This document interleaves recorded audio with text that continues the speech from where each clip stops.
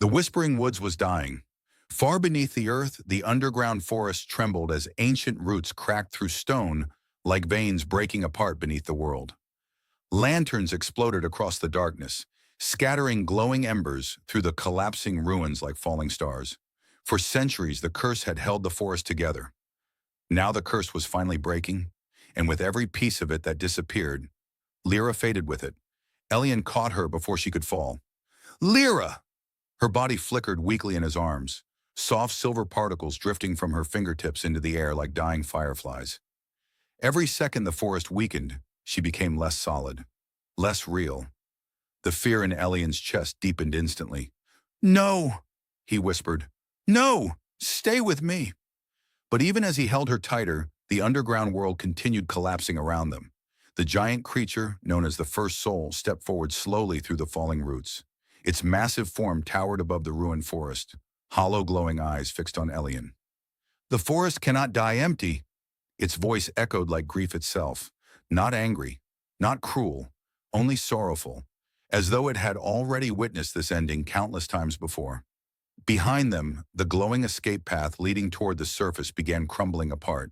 Massive roots twisted violently across the ancient stairs, crushing stone into darkness. Time was running out. Around the collapsing white trees, thousands of trapped souls slowly emerged from the fading light. For centuries they had whispered from the shadows. Now they stood free at last. Silent figures filled the underground forest. Lovers, wanderers, forgotten souls stolen by the whispering woods long ago. And all of them were watching, waiting, hoping. The Root Mother stepped forward quietly, her glowing form weaker now than before. When the curse began, she whispered softly, the forest needed a soul to carry its grief. Elian stared at her silently. That was how guardians were born. Her eyes lowered painfully. Not protectors, not spirits. A long silence followed, but sacrifices. The truth struck Elian harder than the collapsing world around him. Slowly his face fell as realization spread through him. You mean someone has to stay here? The Root Mother closed her eyes. Forever. The word echoed through the underground forest like a final sentence. Elian looked immediately toward Lyra, and in that moment, he understood. She already knew.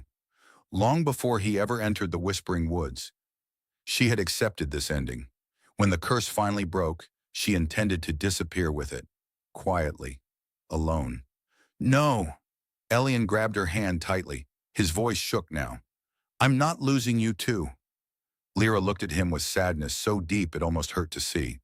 But the black mark over Elian's heart suddenly pulsed violently beneath his skin.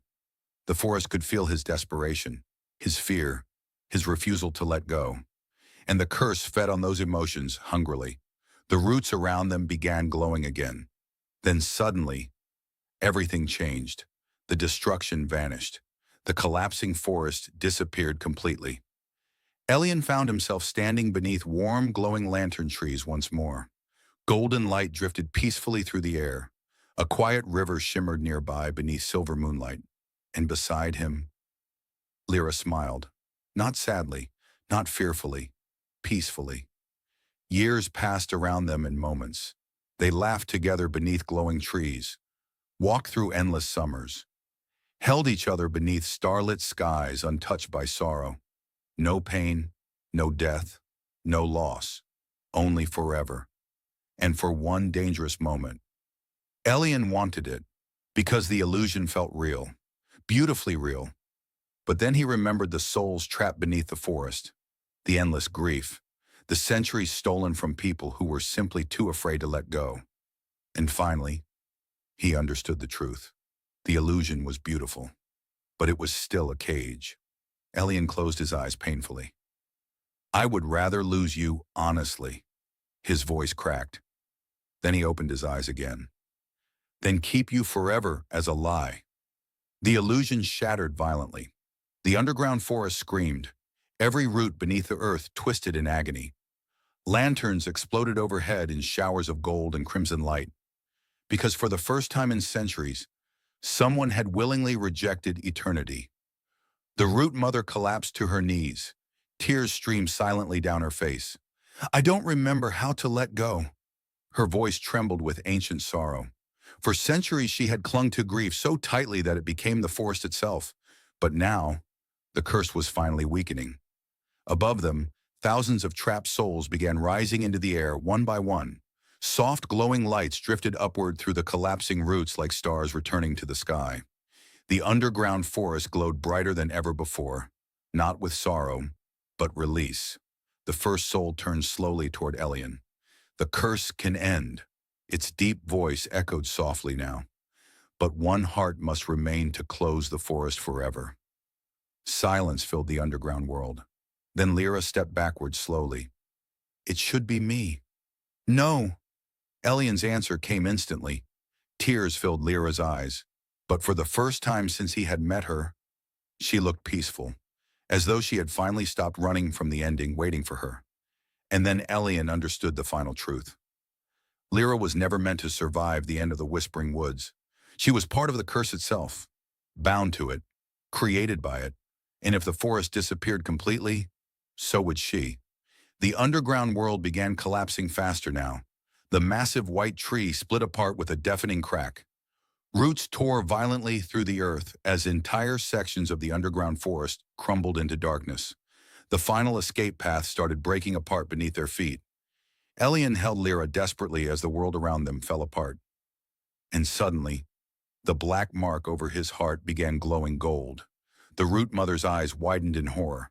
No! Even the first soul stepped backward. The forest has chosen.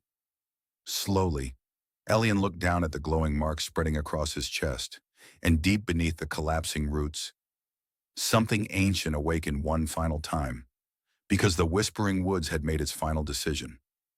One soul would remain behind, and this time, the forest had chosen him. In the Whispering Woods, love was never about holding on forever. Sometimes, love meant learning how to let go.